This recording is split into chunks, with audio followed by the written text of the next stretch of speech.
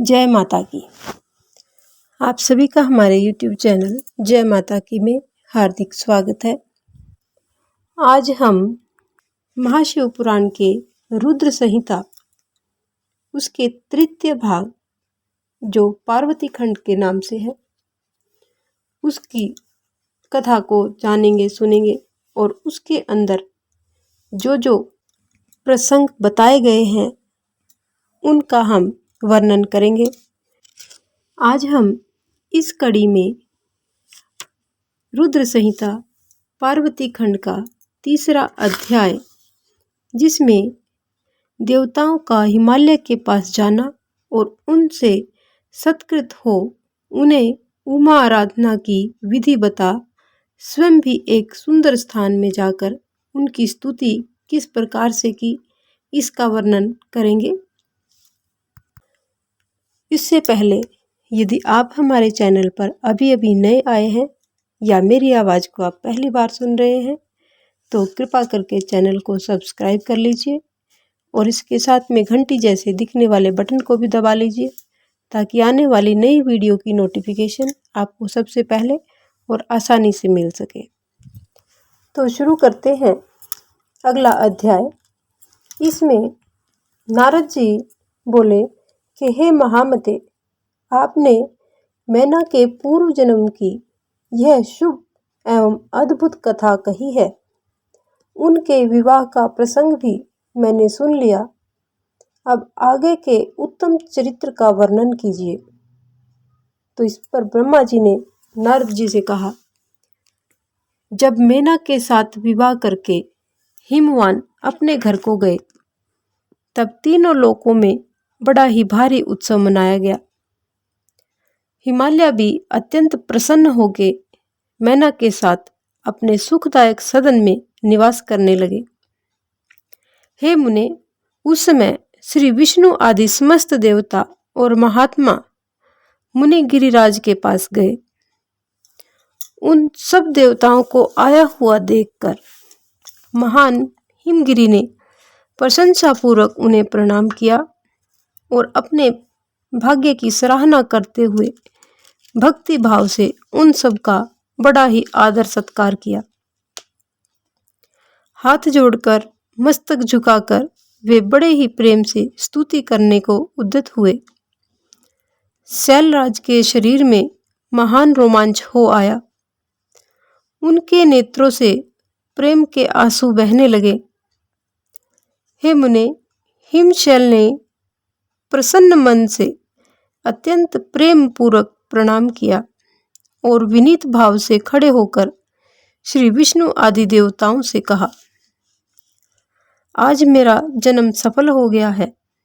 मेरी बड़ी भारी तपस्या आज सफल हुई है।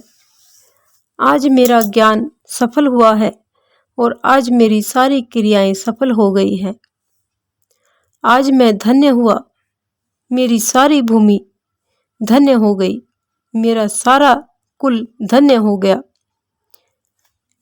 मेरी स्त्री और मेरा सब कुछ धन्य हो गया। इसमें तनिक भी संशय नहीं है, क्योंकि आज आप सब महान देवता एक साथ मिलकर एक ही समय पर यहाँ पधारे हैं। मुझे अपना सेवक समझकर प्रसन्नतापूर्वक उचित कार्य करने की आज्ञा दें। ऐसा हिमराज ने सभी देवी देवताओं और आचार्यों के आगे कहा। हिमगिरि का यह वचन सुनकर वे सभी देवता बड़े प्रसन्न हुए और अपने कार्य की सिद्धि मनाते हुए बोले। देवताओं ने कहा, महाप्राज्ञ हिमाचल, हमारा हितकारक वचन सुनो। हम सब लोग जिस काम के लिए यहाँ आए हैं उसे आप प्रसन्नतापूर्वक सुनो। गिरिराज पहले जो जगदम्बा उमा दक्ष कन्या सती के रूप में प्रकट हुई थी और रुद्र पत्नी होकर सुदीर्घ काल तक इस भूतल पर क्रीड़ा करती रही, वे ही माँ अंबिका सती अपने पिता से अनादर पाकर अपनी प्रतिज्ञा का स्मरण करके यज्ञ में शरीर त्याग अपने परम धाम को पधार गई। हिमगिरे, वह कथा लोक में विख्यात है और तुम्हें भी विदित है। यदि वे सती पुनः तुम्हारे घर में प्रकट हो जाएं तो देवताओं का महान लाभ हो सकता है। इस पर ब्रह्मा जी कहते हैं, श्री विष्णु आदि देवताओं की यह बात सुनकर गिरिराज हिमालय मन ही मन प्रसन्न होकर आदर से झुक गए और बोले कि हे प्रभु, ऐसा हो तो बड़े ही सौभाग्य की बात है। तदंतर वे देवता उन्हें बड़े आदर के साथ उमा को प्रसन्न करने की विधि बतलाकर स्वयं सदाशिव पत्नी उमा की शरण में गए। एक सुंदर स्थान में स्थित हो समस्त देवताओं ने माँ जगदम्बा का स्मरण किया और बारंबार प्रणाम करके वे वहां श्रद्धापूर्वक उनकी स्तुति करने लगे। सभी देवता बोले, शिवलोक में निवास करने वाली देवी, हे उमे, हे माँ जगदम्बे, सदाशिव प्रिय, दुर्गे, महेश्वरी, हम आपको नमस्कार करते हैं। आप पावन शांत स्वरूप श्री शक्ति हैं, परम पावन पुष्टि हैं, अव्यक्त प्रकृति और महत्व के ये आपके ही रूप हैं। हम भक्ति पूर्वक आपको नमस्कार करते हैं। आप कल्याणमयी शिवा हैं। आपके हाथ भी कल्याणकारी हैं। आप शुद्ध, स्थूल, सूक्ष्म और सबका परम आश्रय हैं। अंतर विद्या और सुविद्या से अत्यंत प्रसन्न रहने वाली आप देवी को हम प्रणाम करते हैं। आप श्रद्धा हैं, आप धृति हैं, आप श्री हैं और आप ही सब में व्याप्त रहने वाली हैं। आप ही सूर्य की किरणें हैं और आप ही प्रपंच को प्रकाशित करने वाली हैं। ब्रह्मांड स्वरूप शरीर में और जगत के जीवों में रहकर जो ब्रह्मा से लेकर तृण पर्यंत संपूर्ण जगत की पुष्टि करती है, उन आदिदेव को हम नमस्कार करते हैं। आप ही वेद माता गायत्री हैं। आप ही माँ सावित्री और सरस्वती हैं। आप ही संपूर्ण जगत के लिए वार्ता नामक वृत्ति है और आप ही धर्म स्वरूप देवी वेदत्री है। आप ही संपूर्ण भूतों में निद्रा बनकर रहती हैं। उनकी शुद्धा और तृप्ति भी आप ही में है। आप ही तृष्णा, शांति, कांति, छवि, तुष्टि और सदा संपूर्ण आनंद को देने वाली है। आप ही पुण्यकर्ताओं के यहाँ लक्ष्मी बनकर रहती हैं और आप ही पापियों के घर सदा ज्येष्ठा यानी माँ लक्ष्मी की बड़ी बहन दरिद्रा के रूप में वास करती हैं। आप ही संपूर्ण जगत की शांति है।